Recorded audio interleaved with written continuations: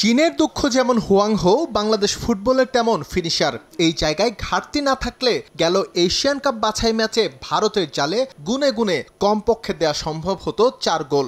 ঘরোয়া লিগে খেলা ফুটবলার দিয়ে চেষ্টা করেও লম্বা সময়েও পারফেক্ট নাম্বার 9-এর অভাব পূরণ করতে পারেনি বাফুফে, তাই বাধ্য হয়ে যাচ্ছে বিকল্প পন্থায়। হামজা চৌধুরী বাংলাদেশের জার্সি বেছে নেয়ায় অনেক প্রবাসী ফুটবলার এখন ভাবছে লাল সবুজ ফুটবল নিয়ে। তারই ধারাবাহিকতায় ইউরোপ, মধ্যপ্রাচ্য এবং আমেরিকা থেকে অনেকেই আসছেন ট্রায়ালে। এরই মধ্যে অন্তত 4 জনকে পরখ করেছে বাফুফের টেকনিক্যাল স্টাফ। আরও অন্তত 20 জন আছে লাইনে। জুনে সিঙ্গাপুরের বিপক্ষে মাঠে নামার আগে তাদের মধ্য থেকেই একজন ফরওয়ার্ড বাছাই করতে চায় ফেডারেশন। লাস্ট ম্যাচে আমরা এতগুলো সুযোগ পেয়েছি, it's a part of game, যে খেলায় মিস হতেই পারে, এটা কোনো অসম্ভব কিছু না। তবে ভালো একটা ফিনিশার থাকলে আমরা কিন্তু ওই দিন ওপেন 2-3টা গোলে যে মিসগুলো হয়েছে মিসগুলো ফিনিশিং করতে পারতো। এই জায়গাটাতে আমি মনে করি যে আসলে আমাদের কিছু যদি ভালো ইনক্লুড হয়, এখানে ভালো ইনক্লুড হলে আমাদের জন্য অনেক বাড়তি প্লাস পয়েন্ট হবে।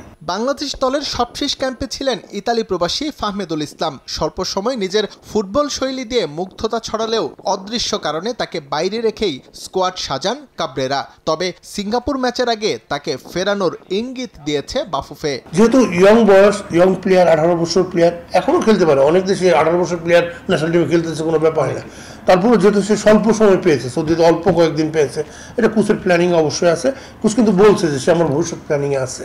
তো আমি তো মনে করি হয়তো কোচ তাকে আরেকটা সুযোগ দিয়ে দেখবে হয়তো। এশিয়ান কাপ বাছে 1 ম্যাচ খেলে 1 পয়েন্ট বাংলাদেশের। সি গ্রুপের বাকি সদস্যদের অবস্থাও একই রকম, যে কারণে খুব ভালো চান্স আছে লাল সবুজদের চূড়ান্ত পর্বে খেলার, যে সুযোগ কোনোভাবেই হাতছাড়া করতে চায় না বাফুফে। এই ম্যাচটা আমাদের খুব ভাইটাল ম্যাচ, কারণ আলটিমেটলি আমরা যে গ্রুপে আছি, আমি মনে করি যে এই গ্রুপ থেকে আমাদের পরবর্তী রাউন্ডে যাওয়ার জন্য একটা সুযোগ আমাদের আছে, কারণ বিশাল একটা সুযোগ আছে।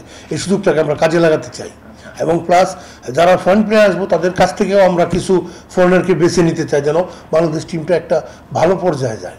আমরা সাউথ এশিয়ার বাইরেও যেন আমরা এশিয়ান স্ট্যান্ডার্ডে ফাইট করতে পারি। আগামী 10 জুন সিঙ্গাপুরের বিপক্ষে হোম ম্যাচ খেলবে বাংলাদেশ, যে ম্যাচটি অনুষ্ঠিত হবে Bangabandhu stadium. S M Iqbal, Somoy Sangbad, Dhaka.